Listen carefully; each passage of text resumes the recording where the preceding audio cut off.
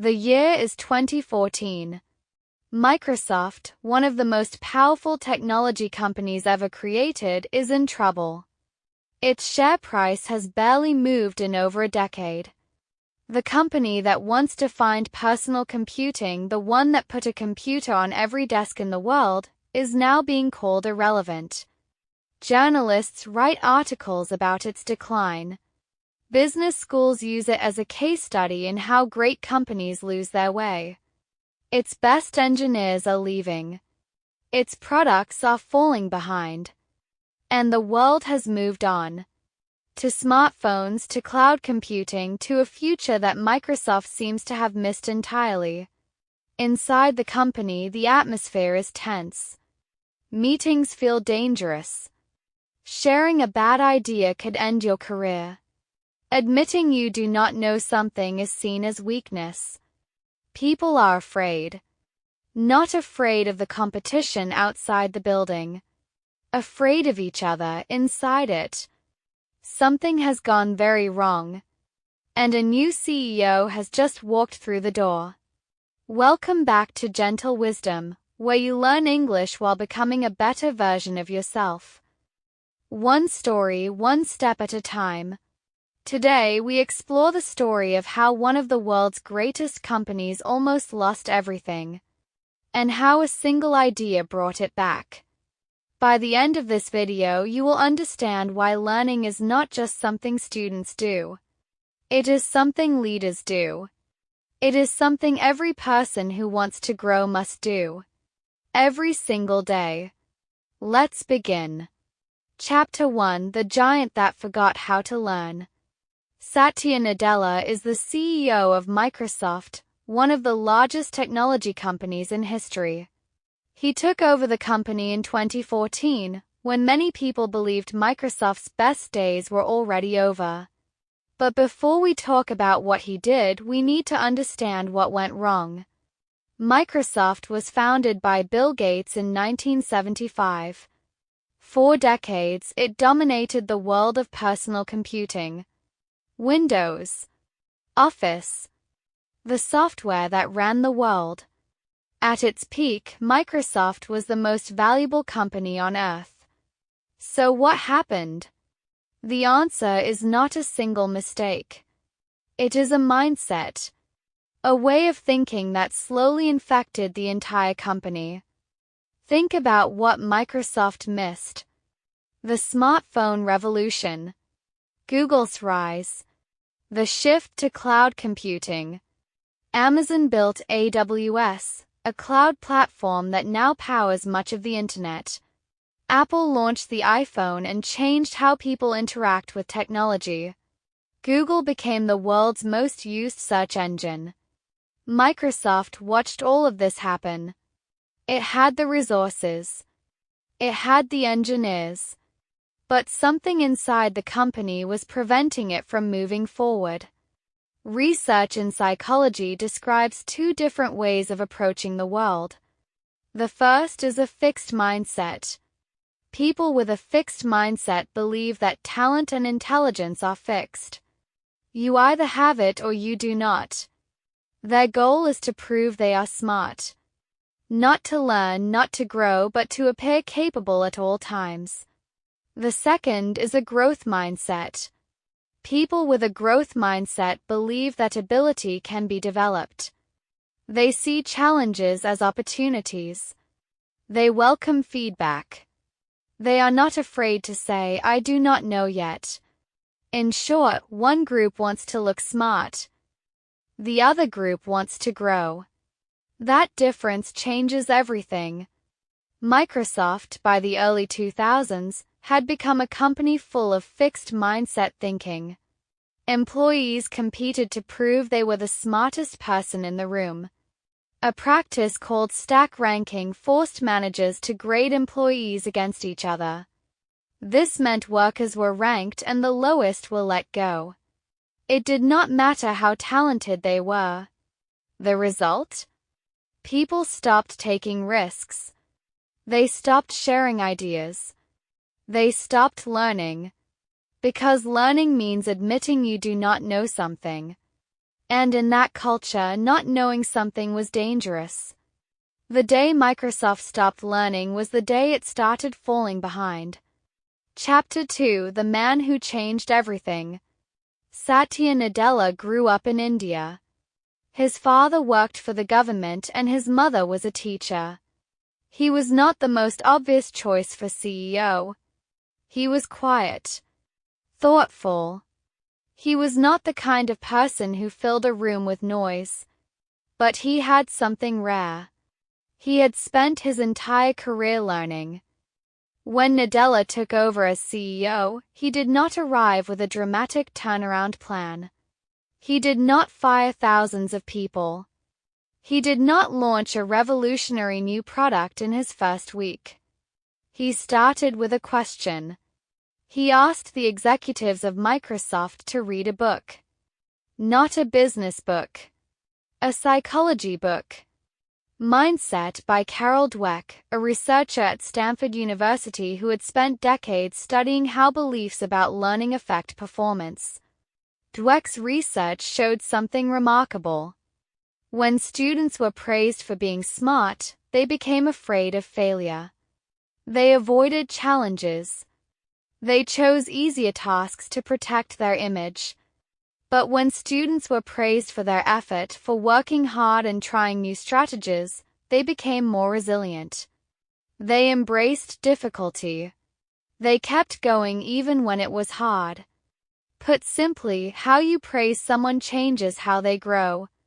Praise the effort, not just the talent. The same pattern Dweck found applied to companies. Organizations that rewarded looking smart became paralyzed. Organizations that rewarded learning kept moving forward. Dweck's core idea was simple. The people and organizations that keep growing are not the ones with the most talent. They are the ones who never stop learning. Nadella believed that Microsoft had become a company of know-it-alls. People who needed to appear smart.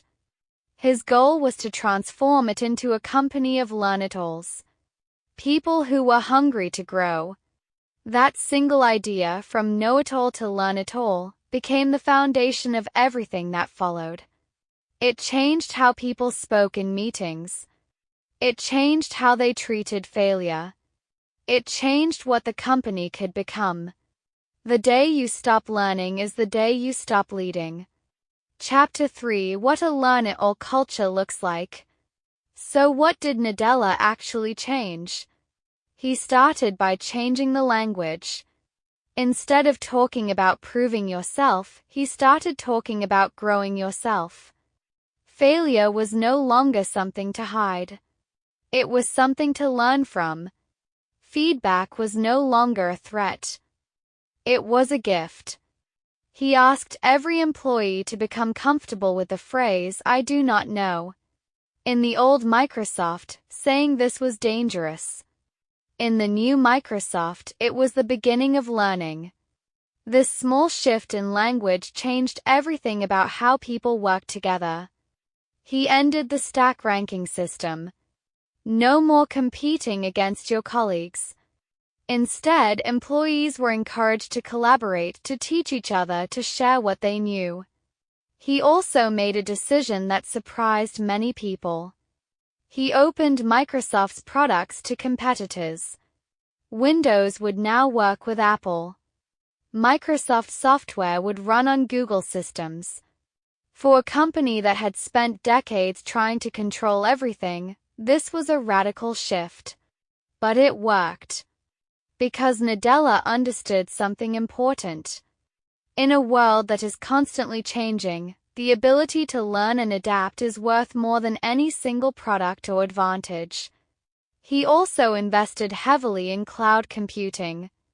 This is a technology that lets you store your files and work online, instead of on your own computer. Many inside Microsoft were not sure about this move. But Nadella kept learning, kept listening, kept moving forward. The results were extraordinary. Within a few years, Microsoft's share price tripled. Then it grew again. By 2019, Microsoft was once again the most valuable company in the world. Not because it invented something entirely new, but because it chose to learn. Again. Not because of a new invention. Not because of a stroke of luck. Because of a single idea. Because of a culture that chose to keep learning.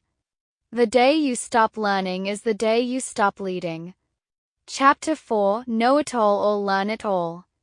Satya Nadella often speaks about a simple but powerful distinction. The difference between a know-it-all and a learn-it-all. A know-it-all believes they already have the answers. They protect their image. They fear looking foolish. They avoid situations where they might fail. And slowly, quietly, they stop growing. A learn-it-all believes there is always more to discover. They ask questions. They welcome feedback. They are not afraid to say, "I do not understand this yet." And because of that openness, they keep growing year after year. Nadella believed this was the single most important quality both for a company and for a person. Not raw talent. Not intelligence. But the willingness to keep learning. Think about what this means. Two people can start at exactly the same place with the same ability. But 5 years later, their lives look completely different. One protected their image and stopped growing. The other stayed curious and kept moving forward. The difference was never talent. The difference was the willingness to keep learning, especially when it was uncomfortable. The day you stop learning is the day you stop growing. Chapter 5: What this means for you. You are watching this video because you want to grow. You want to learn English. You want to become a better version of yourself. That desire, that willingness to learn is exactly what Nadella was trying to bring back to Microsoft. And here's something worth knowing. You do not need to be perfect. You do not need to be the fastest learner in the room. You do not need to know everything before you begin. You just need to keep learning. Not because someone is forcing you to. Not because you are afraid of falling behind. But because you understand, as Nadella understood, that learning is how you stay alive. Learning is how you stay relevant. Learning is how you lead. Your own life, your own growth, your own becoming. Think about how long Microsoft was losing. Over a decade. And still, Nadella did not give up. He did not say it was too late. He said, "Let us learn." The same is true for you. Right now, learning English, you are choosing to be a learn-it-all. Every time you watch a video like this one, every time you look up a word, every time you speak a sentence imperfectly, you are making the same choice Nadella asked an entire company to make. Your English journey may feel slow. Some days it may feel like nothing is changing. You study and the results do not show. But remember what happened inside Microsoft. Growth was happening long before it became visible. The share price did not move for years, even as the culture was transforming underneath. Learning works the same way. The change happens quietly beneath the surface long before you can see it. And then one day, you realize you understand a conversation you could not follow before. You say something without translating it first. The growth was always there. It just needed time to show. So imagine the person you want to become. Someone who speaks with confidence. Someone who understands without effort. Someone who keeps growing long after others have stopped. Hold that image in your mind.